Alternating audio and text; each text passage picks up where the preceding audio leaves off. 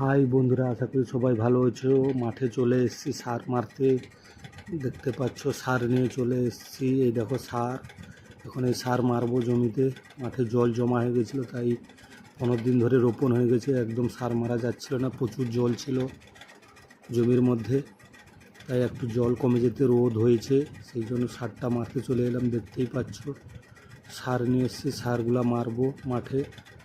সার মারতে হবে, কেন মাঠে জল কমে গেছে এখন, সেই জন্য সারটা মেরে দিলে খুব ভালো হবে, না হলে আবার পোকা লেগে যাবে, রোগ ঠিক হবে না।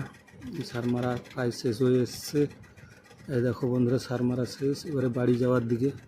বুঝতেই পারছো বাড়ি যাব এবার। তো বন্ধুরা, একটা কথা বলছি যে মাঠে যখন রোপণ হয়ে যায় চাষিদের মনে মনে খুব আনন্দ লাগে। দেখো মাঠটা পুরো সবুজে ভরে গেছে, তোমরা দেখেই বুঝতে পারছো মাঠটা কত সুন্দর লাগছে। চাষিদের এইটাই আনন্দ, রোপণ হয়ে যাওয়ার পর মাঠটা সবুজ হয়ে গেলে খুব মনে আনন্দ লাগে।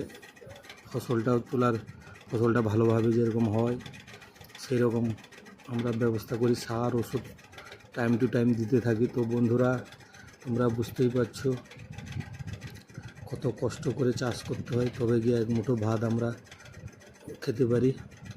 তো আশা করি সবাইকে আমার এই ভিডিওটি নিশ্চয়ই ভালো লাগবে, এবং আমার এই ব্লগটি মিনি ব্লগ করার চেষ্টা করছি। যদি ভালো লেগে থাকে সবাই আমার এই চ্যানেলটিকে সাবস্ক্রাইব করে দিয়ে যাবেন, লাইক কমেন্ট শেয়ার করে দেবেন।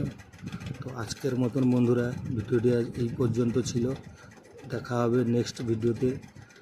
সবাইকে এখনকার মতন টাটা, বাই বাই, ভালো থাকবে, সুস্থ থাকবে।